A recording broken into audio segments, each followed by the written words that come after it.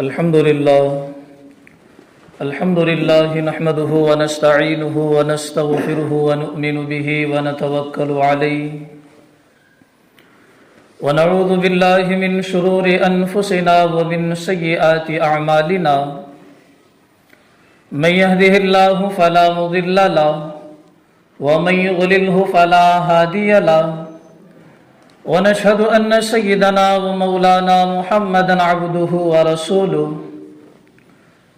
أما بعد قال الله تبارك وتعالى أعوذ بالله من الشيطان الرجيم بسم الله الرحمن الرحيم إن عدة الشهور عند الله 12 شهرا في كتاب الله يوم خلق السماوات والأرض منها 4 حرم وقال النبي صلى الله عليه وسلم اللهم بارك لنا في رجب وشعبان وبلغنا رمضان صدق الله العظيم وصدق رسوله النبي الكريم ونحن على ذلك لمن الشاهدين والشاكرين والحمد لله رب العالمين۔ میرے محترم بزرگوں، اللہ رب العزت نے اپنے کلام مجید کے اندر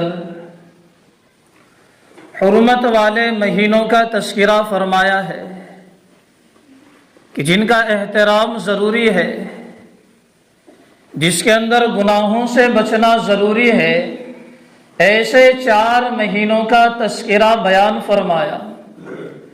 ویسے تو سارے مہینے اللہ رب العزت کے ہیں، اللہ رب العزت کی جانب سے کوئی مہینہ یا کوئی دن منحوس نہیں ہے، سارے ہی مہینے اللہ ہی کے ہیں اور سارے ہی دن اللہ ہی کے ہیں، لیکن ان میں سے چند مہینے یا 4 مہینے ایسے ہیں کہ جن کا احترام کرنا ضروری ہے۔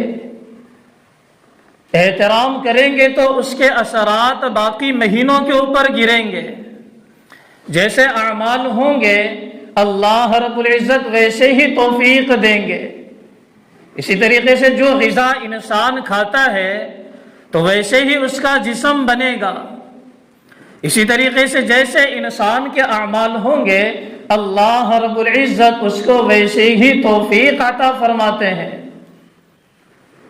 تو ان 4 حرمت والے مہینوں میں ایک مہینہ ہے رجب المرجب کا، کہ احترام والا مہینہ ہے۔ زمانے جاہلیت میں رسول اللہ صلی اللہ علیہ وسلم کی بعثت سے پہلے، ان کی پیدائش سے پہلے بھی اس مہینے کا احترام ہوتا تھا۔ لوگ اس مہینے کا احترام کرتے تھے، گناہوں سے بچتے تھے، لڑائی اور مار پیٹ سے یہ لوگ دور رہتے تھے، اگرچہ وہ کافر تھے۔ رسول اللہ صلی اللہ علیہ وسلم کی پیدائش سے پہلے ان کو معلوم تھا کہ رجب کا مہینہ احترام والا مہینہ ہے، اس مہینے میں گناہ نہیں کرنا، اس مہینے کے اندر لڑائی نہیں کرنا۔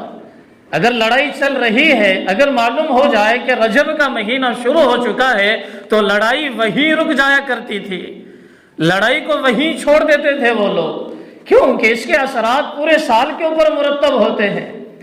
حضرت ابن جساس رحمۃ اللہ علیہ نے احکام القرآن کے اندر آیت کے ذیل میں لکھا ہے کہ جو انسان رجب کا مہینہ صحیح طریقے سے گزار دے یا حرمت والے مہینے صحیح طریقے سے گزار دے، اس کا سارا سال صحیح طریقے سے گزرتا ہے، اس کا پورا سال صحیح طریقے سے گزرتا ہے۔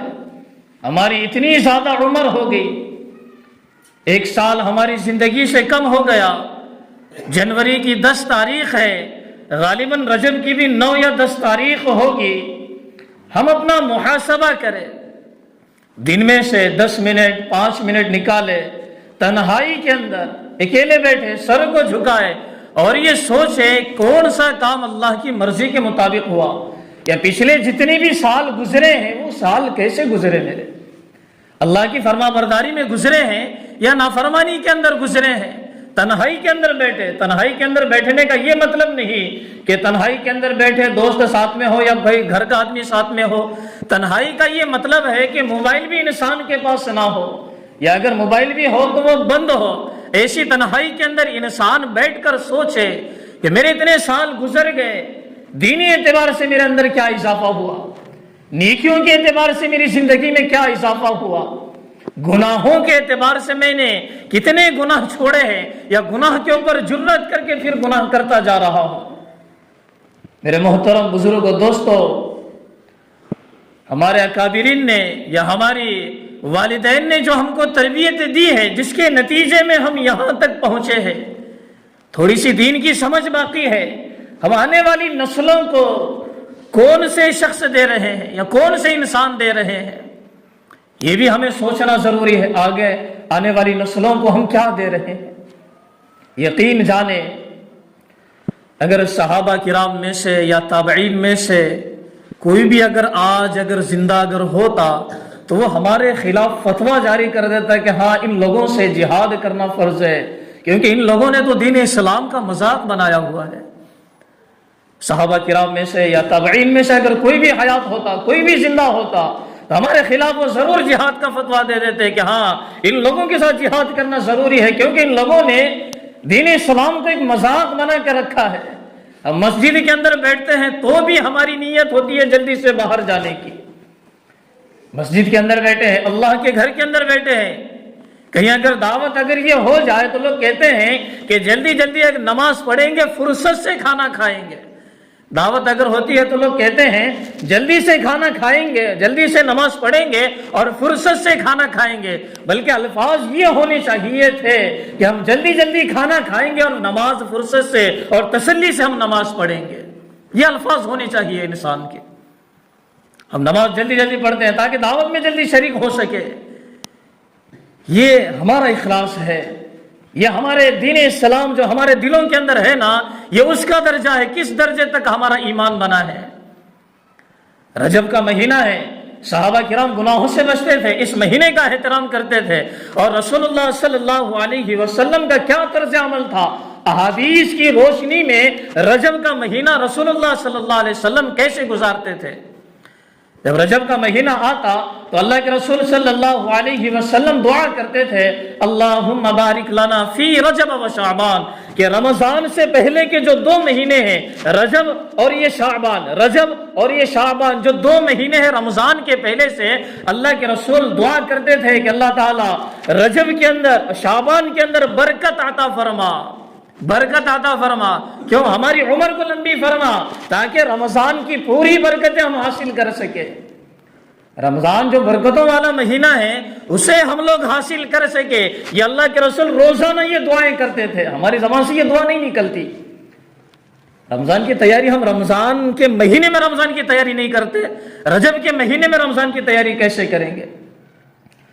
اللہ کے رسول صلی اللہ علیہ وسلم رجب سے رمضان کی تیاری کرتے تھے۔ ہمارے درمیان رمضان کی تیاری کا مطلب یہ ہے کہ کچھ پیسے کما لیے جائے تاکہ رمضان میں اچھا کھایا جائے، اچھے کپڑے پہنے جائے، یا اچھا لباس پہنا جائے، یا اچھا عمدہ لذیذ کھانا کھایا جائے۔ یہ ہمارے ذہنوں کے اندر رمضان کی تیاری ہے۔ رسول اللہ کی کیا تیاری ہوتی تھی رجب سے؟ رسول اللہ کی تیاری یہ ہوتی تھی کہ اپنے جسم کو روزے کے لیے ابھی سے تیار کرتے تھے، اپنے جسم کو روزے کے لیے، بھوکا رہنے کے لیے اپنے آپ کو رجب کے مہینے سے تیار کرتے تھے کہ ہاں آنے والا مہینہ رمضان کا برکتوں والا مہینہ ہے، لہٰذا جسم کو ابھی سے تیار کیا جائے تاکہ عین موقع پر جسم ہاتھ نہ دے دے، عین موقع پہ برکتیں چھوٹ نہ جائے۔ حضرت اما جان عائشہ صدیقہ رضی اللہ تعالیٰ عنہ فرماتی ہے کہ جب بھی اذان کے کلمات رسول اللہ کے کان میں پڑھتے تھے، اذان کے کلمات رسول اللہ کے کان میں پڑھتے تھے، ہم ان کے پاس بیٹھے ہوئے ہوتے تھے اور وہ ہمارے ساتھ ایسا معاملہ کرتے تھے شاید وہ ہم کو نہیں پہچانتے، بالکل انجان بن جاتے تھے۔ کیوں؟ نماز کا وقت ہو گیا، اذان کا وقت ہو گیا، کہ سامنے جو بھی بیٹھا ہو اسے نہیں پہچانتے، ایک انجان شخص جیسے برتاؤ کرتا ہے نا، رسول اللہ ایسے ہی برتاؤ کرتے تھے جب اذان کے کلمات کان میں پڑھتے تھے۔ یہ تو فرض چیزوں کے بارے میں حضرت عائشہ صدیقہ رضی اللہ تعالیٰ عنہ فرماتی ہے، جب فرض کی بات آتی ہے تو کسی کے ساتھ کوئی رعایت نہیں کرتے تھے، نہ اپنے گھر والوں کے ساتھ کوئی رعایت ہوتی تھی۔ البتہ نفل اگر چیزیں ہیں تو رعایت ہوتی ہے۔ یہ رسول اللہ صلی اللہ علیہ وسلم کے اعمال ہے، افعال ہے، جو رجب کے مہینے سے رسول اللہ صلی اللہ علیہ وسلم نے شروع فرمائے ہیں۔ حضرت عبداللہ بن مسعود رضی اللہ تعالیٰ بڑے جلیل القدر صحابی ہے، قرآن بہت اچھا پڑھتے تھے، تجوید کے ساتھ بہت ہی زبردست حضرت عبداللہ بن مسعود رضی اللہ تعالیٰ عنہ قرآن پڑھتے تھے۔ وہ فرماتے ہیں کہ جس دن اللہ رب العزت کی عبادت میں اضافہ نہ ہوا اس دن کا بہت زیادہ افسوس رہتا تھا ان کو۔ جو دن بھی گزر گیا اگر اس دن اللہ کی عبادت میں اضافہ اگر نہ ہوا ہو تو اس دن کا مجھے بہت زیادہ افسوس ہوتا تھا۔ یہ حضرت عبداللہ بن مسعود رضی اللہ تعالیٰ عنہ ہے۔ تھوڑا سا ہم ان کے بارے میں بھی جانتے ہیں کہ حضرت عبداللہ بن مسعود رضی اللہ تعالیٰ عنہ بہت ہی زیادہ دیانت دار صحابی ہے، بہت زیادہ، بچپن ہی سے دیانت دار ہے۔ ان کا نام ہے ابن ام عبد، یعنی ام عبد کا بیٹا۔ خاتون یہ جو ام عبد ہے یہ بھی بہت زیادہ دیانت دار ہے۔ ان کی جو والدہ تھی حضرت عبداللہ ابن عباس رضی اللہ تعالیٰ عنہ کی بہت ہی زیادہ دیانت دار تھے، بہت ہی زیادہ۔ حضرت عبداللہ بن مسعود رضی اللہ تعالیٰ عنہ جب چھوٹے تھے بچپن ہی سے ان کے اندر ایک دیانت، امانت ایک بھری ہوئی تھی کہ کبھی خیانت نہیں کرتے تھے، کبھی امانت کے اندر خیانت نہیں کرتے تھے۔ بچپن میں بکریاں چرایا کرتے تھے، بکریوں کا ریوڑ ان کے سامنے ہوا کرتا تھا، اور اس دور کے اندر بڑے عمر کے نوجوان مسلمان رسول اللہ ایک اور حضرت ابوبکر، یہ بڑے نوجوانوں میں، بڑی عمر کے لوگوں میں یہ دو مسلمان تھے۔ بچوں میں حضرت علی تھے، عورتوں میں حضرت خدیجہ رضی اللہ تعالی عنہ تھے، اور غلاموں میں حضرت زید رضی اللہ تعالی عنہ، یہ مسلمان تھے۔ لیکن بڑی عمر کے لوگوں میں جو مسلمان تھے یہ رسول اللہ اور حضرت ابوبکر صدیق رضی اللہ تعالی، یہ دو لوگ تھے۔ حضرت ابوبکر صدیق رضی اللہ تعالی عنہ جب ان کے پاس گئے، حضرت عبداللہ بن عباس چھوٹے سے بچے ہیں، بکریاں چرا رہے تھے، تو حضرت عبداللہ بن مسعود رضی اللہ تعالی عنہ کے پاس جب پہنچے تو حضرت ابوبکر نے کہا کہ ہمیں تھوڑا سا دودھ پلاؤ۔ حضرت ابوبکر نے کیا کہا؟ ہمیں تھوڑا سا دودھ پلاؤ۔ حضرت عبداللہ بن مسعود رضی اللہ تعالیٰ عنہ جو بالکل چھوٹے ہیں، بالکل ہی چھوٹے ہیں، لیکن دیانت کا ایسا مادہ ہے ان کے اندر، ایسا مادہ ہے کہ وہ کہنے لگے کہ مجھے اس بات کی اجازت نہیں کہ میں آپ کو دودھ دے سکوں۔ وہ چھوٹے سے بچے کہنے لگے کہ مجھے اجازت نہیں ہے، میرے مالک کی جانب سے مجھے اس بات کی اجازت نہیں کہ میں آپ کو دودھ دے سکوں۔ کتنا بڑا جملہ ہے کہ ایک چھوٹے سے بچے، عزو بزو کوئی دیکھنے والا بھی نہیں ہے، اور عرب کی مہمان نوازی اس قدر عالیشان اور اس قدر بہت زیادہ ہے کہ اس دور میں کوئی امداد بھی بہت زیادہ کر دیتا تھا، کہ اس کے اوپر کوئی جرم بھی نہیں تھا، سارے لوگ امداد کرتے تھے، مسافر کی یا بھوکے آدمی کی یا کوئی چیز مانگ لے بالکل ہی پلا دیا کرتے تھے۔ لیکن عبداللہ بن مسعود رضی اللہ تعالیٰ عنہ کہنے لگے کہ مجھے اپنے مالک کی جانب سے اس کی اجازت نہیں ہے دودھ پلانے کی۔ تو حضرت ابوبکر رضی اللہ تعالیٰ عنہ نے حضرت عبداللہ بن مسعود جو کہ چھوٹے بچے ان سے کہا کہ مجھے آپ ایک ایسی بکری دے دے جس کا دودھ خشک ہو گیا ہو، جس کا دودھ سوکھ گیا ہو، یا باطنی طور پہ یا قدرتی طور پہ جس کو دودھ ہی نہ آتا ہو، یا ایسی بکری دے دے جس کا دودھ بند ہو چکا ہو۔ حضرت عبداللہ بن مسعود چھوٹے بچے ایک بکری لے کر آیا، اور یہ ہے وہ بکری جسے دودھ نہیں آتا، یا بند ہو گیا، خشک ہو گیا، اس کو بالکل ہی دودھ نہیں آتا۔ تو حضرت ابوبکر صدیق رضی اللہ تعالیٰ عنہ نے وہ بکری لی اور رسول اللہ صلی اللہ علیہ وسلم کی خدمت میں حاضر کی۔ تو رسول اللہ نے اپنا ایک ہاتھ اس بکری کے اوپر رکھا تو اس کے تھروں کے اندر دودھ بھر آیا، رسول اللہ نے بھی پیا، حضرت ابوبکر نے بھی پیا، اور حضرت عبداللہ بن مسعود چھوٹے سے بچے کو بھی دیا کہ تم بھی پیو۔ تو اللہ رب العزت نے حضرت عبداللہ بن مسعود رضی اللہ تعالیٰ عنہ کو کہاں پہنچایا؟ حضرت عبداللہ بن مسعود نے کیا فرمایا تھا؟ جو دن اللہ رب العزت کی عبادت میں اضافے کے بغیر گزر گیا اس دن کا مجھے بہت زیادہ افسوس ہوتا۔ ذرا سوچو کہ اس شخص سے اللہ کی عبادت میں کمی کیسے ہو سکتی ہے؟ ہر دن حضرت عبداللہ بن مسعود اللہ کی عبادت میں اضافہ کیا کرتے تھے. کوئی دن ایسا نہیں گزرتا کہ جس دن اللہ کی عبادت میں کمی رہ گئی ہو. ہر دن اللہ کی عبادت میں اضافہ کیا کرتے تھے، اضافہ ہی کیا کرتے تھے. تو اللہ رب العزت نے کیا مقام دیا؟ اللہ کے رسول صلی اللہ علیہ وسلم نے فرمایا اگر کسی کو قرآن اگر سیکھنا ہو، اگر کسی کو قرآن اگر سیکھنا ہو، 4 لوگوں سے سیکھو، 4 صحابہ سے قرآن سیکھو. ان میں سے جو سب سے افضل ہے وہ حضرت عبداللہ بن عباس، عبداللہ بن مسعود رضی اللہ تعالیٰ عنہ ہے. ان سے قرآن سیکھو. پھر آگے چل کر حضرت عمر رضی اللہ تعالیٰ عنہ نے ایک گاؤں بسایا جس کا نام کوفہ ہے، جو عرب اور عجم کے درمیان میں واقع ہیں. اور حضرت علی رضی اللہ تعالیٰ عنہ نے وہاں پر آبادی کو فروغ دیا، وہاں پر لوگ بسائے. تو اس موقع پہ کوفہ کے اندر تقریباً 1500 صحابہ کو قرآن کریم کی تعلیم کے لیے بھیجا گیا. بلکہ یوں کہا جائے کہ وہاں پر ایک یونیورسٹی قائم کی گئی، ایک بڑا اسکول قائم کیا گیا تاکہ لوگوں کو قرآن کریم کی تعلیمات مل سکے.